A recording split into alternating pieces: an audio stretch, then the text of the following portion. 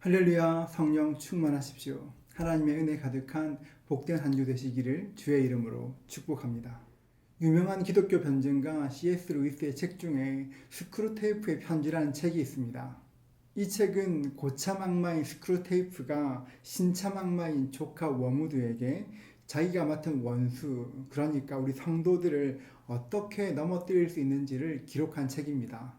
물론 이 책은 마귀를 드러내기 위한 책은 아닙니다. 악한 영들이 어떻게 공격하는지를 알고 유혹에 넘어지지 말라는 C.S. 루이스의 친절한 권면입니다. 오늘 말씀은 어떻게 보면 꼭 스크루테이프의 편지 같습니다. 아수르 왕 사네립은 악한 마귀 스크루테이프처럼 히스기야를 넘어뜨리기 위해서 도발합니다. 본문 말씀을 자세히 살펴보면 악한 마귀가 하나님의 백성들을 어떤 말로 위협하는지, 어떤 말로 유혹하는지를 잘 알 수 있습니다. 10절입니다. 아수르 왕 사네립은 이같이 말하노라. 너희가 예루살렘에 에워싸여 있으면서 무엇을 의뢰하느냐. 아수르 왕 사네립이 유다를 침략했습니다. 사네립은 아수르의 전성기를 이끈 왕이고 우리나라로 치면 광개토 대왕 같은 정복 군주였습니다. 이집트 원정을 가는 길에 유다를 침략해서 46개의 성읍을 모조리 약탈했습니다. 그 중에 블레셋 국경 근처에 라기스라는 성이 있는데 라기스는 요새 중에 요새라 부를 만한 그런 성이었습니다. 사네립은 라기스를 정복하고 그곳을 기지로 삼아 이제 예루살렘으로 진격하기 위해서 준비하고 있었습니다. 사네립이 유다의 성읍들을 많이 점령했을 뿐 아니라 난공불락 요새 같은 라기스마저 점령했다는 그 소식을 듣게 되었습니다. 예루살렘 성 안에 있는 사람들은 무척 불안했을 것입니다.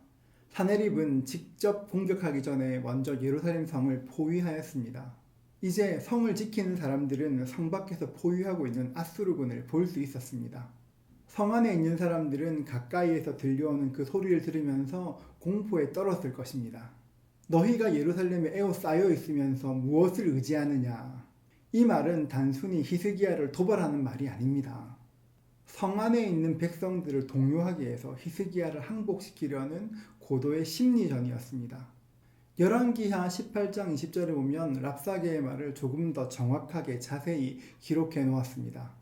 내가 싸울 만한 계교와 용력이 있다고 한다마는 이는 입에 붙은 말뿐이라 내가 이제 누구를 의뢰하고 나를 반역하였느냐? 무엇을 의지하느냐? 누구를 믿고 나를 반역한 거냐? 이 말은 내가 누구를 믿어 나를 반역했는지 궁금해서 질문하는 것이 아닙니다. 히스기야를 조롱하는 것입니다. 당시 유다는 군사력으로 볼 때 아수르와 비교할 수 있는 그런 수준이 아니었습니다. 아수르의 침략도 처음이 아닙니다. 몇 년 전에는 예루살렘까지 진격해 왔었습니다. 그때 히스기야는 싸우는 것을 포기하고 항복했을 뿐 아니라 엄청난 배상금을 지불했었습니다. 그리고 아수르의 충직한 신하가 되기로 했는데 어느새 조공이 끊어진 것입니다. 아수르 왕은 유다가 그냥 배신한 것이 아니라 그 배후에 아마도 이집트가 있지 않을까 생각했습니다. 그도 그럴 것이 아수르가 첫 번째로 침입했을 때 유다는 제일 먼저 이집트의 도움을 구했기 때문입니다. 유다가 더 이상 조공을 보내지 않는다는 그 보고를 듣고 사네립은 생각했습니다. 유다가 눈치도 없이 또 이집트에 붙었구나. 이집트에 붙어서 저렇게 겁없이 행동하는구나. 내가 이제 이집트를 치러 갈 것인데 가는 길에 저 눈치 없는 히스기야 손 좀 봐야겠구나. 그렇게 생각했을 것입니다. 아수르의 입장에서 유다는 적이라고도 할 것 없는 매우 하찮은 존재였습니다. 그런데 여러분, 히스기야가 아수르를 배반한 이유가 무엇입니까? 사네립의 말처럼 정말로 이집트를 의지해서 배반한 것입니까? 만약 히스기야가 이집트를 의지해서 배신했다면 아수르 군대가 침략해 올 때 누구를 불렀겠습니까? 당연히 이집트를 불렀을 것입니다. 내가 당신을 믿고 아수르를 배신했는데 아수르의 군대가 왔다고 좀 도와달라고 사신을 보내어서 청했을 것입니다. 그러나 우리가 계속 성경을 읽어오면서 알 수 있는 것처럼 히스기야는 이집트의 도움을 구하지 않았습니다. 이집트의 사람을 먼저 보내어서 나를 위해 싸워달라고 부탁하지 않았습니다. 사네립의 공격을 받고 히스기야가 가장 먼저 한 일이 무엇이었습니까? 하나님 전에 올라가는 것이었습니다. 하나님 앞에 나아가 받은 편지를 보여드리면서 하나님께 기도하였습니다. 하나님, 아수르 군대에 저 비방하는 말을 좀 들어보십시오. 저 군대가 살아계신 하나님을 비방합니다. 히스기야는 이사야 선지자에게 기도를 부탁했고 자신도 간절히 하나님께 기도드렸습니다. 히스기야의 이런 행동을 사네립이 알게 되었습니다. 사네립은 처음에 유다의 배신이 단순히 아마도 이집트 때문에 그런 것 아닐까 생각했는데 하는 행동을 보니까 이집트가 아니라 자기들의 신 하나님을 의지해서 배반했다는 것을 알게 되었습니다. 그래서 조롱합니다. 15절입니다. 그런즉 이와 같이 너희는 히스기야에게 속지 말라, 꾀임을 받지 말라, 그를 믿지도 말라. 어떤 백성이나 어떤 나라의 신도 능히 자기의 백성을 나의 손과 나의 조상들의 손에서 건져내지 못하였나니 하물며 너희 하나님이 너희를 내 손에서 건져내겠느냐 하였더라. 히스기야에게 속지 마라. 세상의 어떤 백성이나 어떤 나라의 신이 나와 내 신의 손에서 건짐받았느냐. 하물며 너희 같은 작은 나라의 신이 너희의 하나님이 어떻게 너희를 건지겠느냐 조롱하는 것입니다. 저는 이 말이 낯설지가 않습니다. 요즘 세상도 똑같은 말로 교회를 조롱합니다. 너희가 섬기는 하나님께서 정말 코로나에서 너희를 보호하시겠느냐? 너희도 코로나에 걸릴 뿐 아니라 너희 때문에 다른 사람들도 피해 입지 않았느냐? 과연 정말 하나님이 살아계시느냐? 교회를 조롱합니다. 우리 교회와 가까이 있는 이웃 교회에서 코로나가 터졌을 때 하직동에 있는 식당 곳곳에 교회 다니는 사람 출입 금지 이런 편말이 붙었습니다. 그때는 우리 교역자들이 외출을 자제한다고 교회에서 점심을 배달시켜 먹었는데 코로나가 한창일 때는 교회라고 말하면 배달도 안 왔습니다. 그 무렵 어느 집사님과 통화한 적이 있는데 이런 말씀을 하셨습니다. 목사님, 제가 화요일에는 여전도에 기도회로 교회에 가고 수요일은 수요 예배로 교회에 가고 목요일은 전도대로 교회에 가고 금요일은 사랑방 모임 한다고 교회에 나갔는데 저를 보고 남편이 이런 이야기를 합니다. 진짜로 하나님께서 살아계시다면 어떻게 교회에 저런 일이 있을 수 있냐고. 신천지고 구천지고 간에 이제 교회 좀 끊으라고. 그만큼 다녔으면 이제 그만할 때 되지 않았냐고.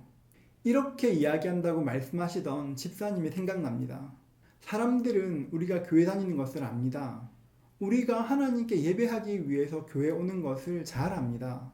작년인지 어느 세 가족이 예배 전에 급하게 본당에서 내려가시는 것을 보았습니다. 그래서 제가 물었습니다. 어디 가십니까? 물었더니만 헌금을 안 가지고 와서 헌금 가지러 집이 저 앞인데 헌금 가지러 가신다는 말을 들었습니다. 예배 시작 거의 직전이라 제가 제 사무실로 가서 봉투를 하나 드리면서 오늘은 제가 드리는 것으로 헌금하십시오. 이렇게 말했던 기억이 납니다. 교회에 한두 번 와도 교회에 안 다니는 사람들도 헌금해야 되는 것 잘 압니다. 사람들은 교회도 알고 예배도 압니다. 그 국민시장 앞에 붕어빵 파는 분이 계십니다. 수요 예배를 마치고 붕어빵을 사가려고 이렇게 줄을 서 있는데 마침 앞에 집사님이 계셔서 집사님과 이런저런 이야기를 하고 있었습니다. 그런데 갑자기 그 붕어빵 파시는 분이 저희한테 좀 뒤를 보라고 말씀하셨습니다. 그래서 뒤를 딱 돌아보니까 그 뒤에 원로 목사님이 지나가고 계셨습니다. 교회에 안 다니시는 붕어빵 하시는 분도 우리 교회 목사님을 압니다. 사람들이 교회도 알고 예배도 알고 담임 목사님도 압니다. 다 안다고 생각합니다. 정말 다 아는 것 같을 수 있습니다. 다 아는 것 같은데 그런데 하나님을 모릅니다. 하나님이 어떤 분이신지, 하나님이 어떻게 역사하시는지, 하나님이 어떤 분이신지를 모릅니다. 그래서 세상 사람들은 교회를 조롱하고 하나님을 조롱합니다. 예수 믿는다고 밥 먹여주나? 예수 믿어도 별 수 없네. 세상 사람들은 예수가 밥 먹여주냐고, 예수 믿는다고 별 수 있냐고 이렇게 물어봅니다. 교회를 조롱하고 하나님을 조롱하고 하나님의 백성들을 조롱합니다. 사랑하는 성도 여러분, 아무리 세상이 하나님을 조롱한다고 해도, 교회를 조롱하고 우리 성도들을 조롱한다고 해도 여러분 기죽지 마십시오. 시편 14편 1절은 말합니다. 어리석은 자는 그의 마음에 이르기를 하나님이 없다 하는도다. 세상 사람들은, 어리석은 사람들은 그 마음에 하나님이 없다 말합니다. 여러분, 하나님이 없다고 해서 하나님이 안 계신 것이 아닙니다. 얼마 전에 울산 온양순복음교회를 담임하시는 안호성 목사님의 책을 읽었습니다. 그 책의 제목이 시퍼렇게 살아계신 하나님입니다. 감리교 목사의 아들이었던 안호성 씨가 어떻게 순복음교회의 목사가 되었는지, 순복음교회의 불모지인 울산에서 어떻게 교회를 일으켰는지 그 과정을 설명하면서 안호성 목사는 말하기를 하나님은 살아계신 하나님인데 그냥 살아계신 것이 아니라 시퍼렇게 살아계시다. 이렇게 이야기합니다. 저는 랍사게가 하나님을 대적하는 그 모습을 보면서 참 안타까운 마음이 들었습니다. 하나님을 모르면 그렇게 살 수밖에 없습니다. 하나님을 모르면 시퍼렇게 살아계신 그 하나님을 모르면 하나님을 대적하고 하나님을 적으로 돌릴 수밖에 없습니다. 여러분, 이 땅에 어떤 강한 사람도 하나님을 적으로 돌리면 살 수가 없습니다. 이렇게 기고만장하던 아수르의 군대가 어떻게 되었습니까? 하나님께서 천사를 보내시니까 그 당당하던 군대가 하루아침에 송장이 되었습니다. 여러분, 세상이 조롱할 때 낙심하지 마십시오. 슬퍼하지 마십시오. 그럴 때일수록 살아계신 하나님, 시퍼렇게 살아계신 하나님을 바라보십시오. 우리 인생에 하나님의 살아계심이 드러날 것이고 하나님께서 우리 인생 가운데 갚으시는 것들을 보게 될 것입니다. 이번 한 주도 살아계신 하나님을 바라보는, 하나님을 바라봄으로 하나님의 역사를 바라보는 저와 여러분 되시기를 주님의 이름으로 축복합니다. 하나님은 살아계십니다.